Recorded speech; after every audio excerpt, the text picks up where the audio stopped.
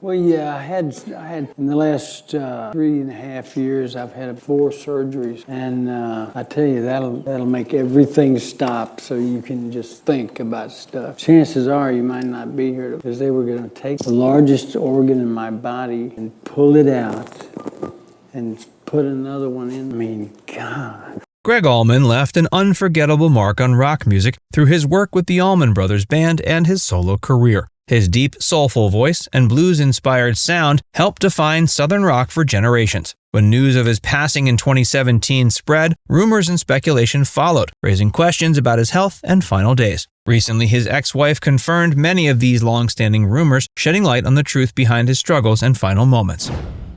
Early life and musical beginnings. Is it an emotional experience for you to listen to your brother play? It's all kind of different emotions because you get real quiet and you put on these headphones and you get comfortable and lean back and just listen to it. And I mean, you know, the songs like come to a pinnacle and then they'll smooth out. You know, I mean, songs are like real winners. The performance is very, very good. Gregg Allman was born in Nashville, Tennessee, December 8, 1947, but spent most of his early years in Florida. Raised alongside his older brother Dwayne, Gregg found comfort in music after the tragic loss of their father. The two brothers developed a passion for the blues and spent countless hours listening to records by artists like Muddy Waters and B.B. King. Gregg once recalled, quote, "Music became everything for us. It was how we got through things." By their teenage years, they were performing in local bands, with Gregg taking on vocals and keyboard duties while Dwayne mastered the guitar. The Allman Brothers' relentless pursuit of their musical dreams led them to form several bands before finally creating the Allman Brothers Band in 1969. Moving to Macon, Georgia, they found a home with Capricorn Records and began developing their signature Southern rock sound, which blended blues, jazz, and country influences. Their early days were filled with financial struggles and long hours on the road, but their commitment never wavered. Gregg's songwriting skills began to shine, and his deep, soulful voice became a defining element of the band's identity. Success didn't come easy, but their hard work paid off when their live performances started gaining attention. The band's reputation grew with their high-energy shows and dedication to musical improvisation. Gregg said, quote, "We played like our lives depended on it, because they did." The breakthrough came with their self-titled debut album and the iconic live record at Fillmore East, which cemented their place in rock history. Despite the challenges they faced, Gregg and Dwayne remained driven with a shared vision to push their music further. Gregg's career took off, and songs like Whipping Post and Statesboro Blues became defining tracks that solidified the band's place in music history. Gregg's voice, often described as haunting and deeply expressive, set the band apart from their peers.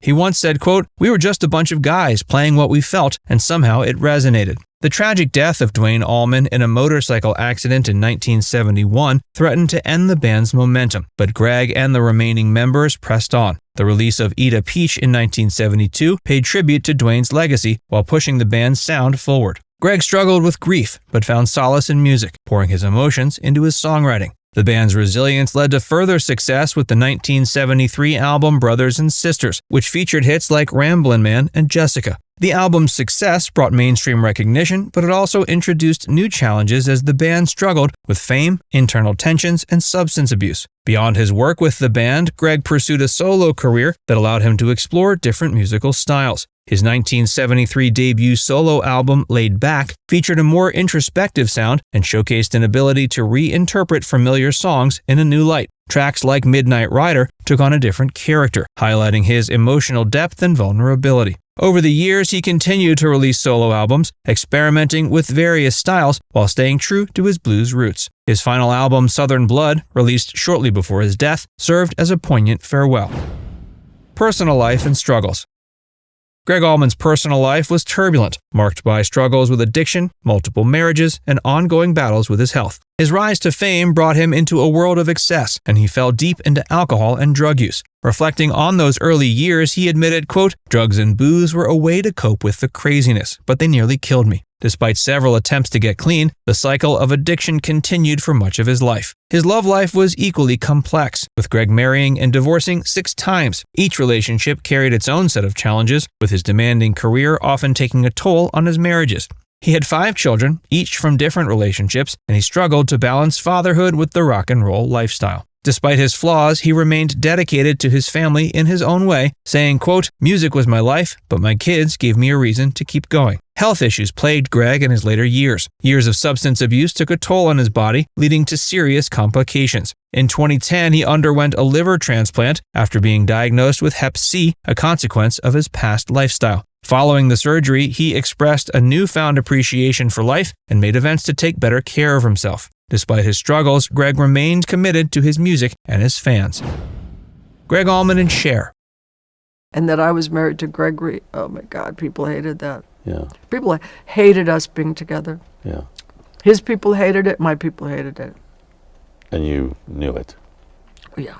Gregg Allman's relationship with Cher remains one of the most talked about chapters of his life. Their whirlwind romance began in 1975, shortly after Cher's highly publicized divorce from Sonny Bono. The two came from vastly different worlds. Cher, a glamorous pop icon, and Gregg, a southern rock star with a rough edge. Despite their differences, they were drawn to each other with an intensity that led to a quick marriage in Las Vegas. Gregg later recalled, quote, "We had a connection, something I couldn't explain, but it was never easy." Their relationship was marred by constant tension. Gregg's struggles with addiction clashed with Cher's clean-cut image, and their differing lifestyles created friction. Cher filed for divorce just 9 days after their wedding, citing his heroin use as a breaking point. But they reconciled and tried to make the relationship work, even collaborating musically on the album To the Hard Way under the name Allman and Woman. The album, which blended southern rock with Cher's pop sensibilities, was not well received and reflected the disconnect between their artistic styles. Despite their efforts, the marriage eventually fell apart in 1978. Cher described their time together as a roller coaster of emotions, stating, quote, "Gregg was the kindest, sweetest man you'd ever meet when he was sober, but when he wasn't, it was impossible." Their son, Elijah Blue Allman, was born during their marriage, and though their relationship ended, they remained connected through their shared love for him. Gregg often looked back on his time with Cher with mixed emotions, acknowledging both the love they shared and the struggles they faced. He admitted, quote, "She was one of the most incredible people I ever knew, but we just couldn't make it work." His final years and legacy. You do not have stage fright after all these years, please. I do. What? Yeah, but it's a ridiculous syndrome because you got the count off and about halfway through the first verse, hey, you're cool. In his final years, Gregg Allman focused on his music and reflecting on a life filled with triumphs and challenges. His health continued to decline following his 2010 liver transplant, and he was eventually diagnosed with liver cancer. Despite his condition, he remained committed to his music, working tirelessly on his final album, Southern Blood. Recorded in Muscle Shoals, Alabama, the album was a deeply personal project, reflecting his journey and mortality. Speaking about the album, Gregg said, quote, "I wanted to leave something behind that was true to me." The album received critical acclaim and served as a poignant farewell to his fans. Gregg continued to perform as long as he could, finding solace in the connection with his audience. He often spoke about how being on stage was where he felt most alive, even as his health deteriorated. In interviews, he expressed gratitude for his fans, saying, quote, "They stuck with me through everything. That's something I'll never forget." His final public appearances were met with an outpouring of love and admiration, as those who followed his career knew they were witnessing the closing chapter of a legendary story. When Gregg passed away May 27, 2017, at age 69, tributes poured in from fellow musicians, fans, and the industry as a whole. His contributions to rock and blues were widely recognized, and his influence on Southern rock remained undeniable.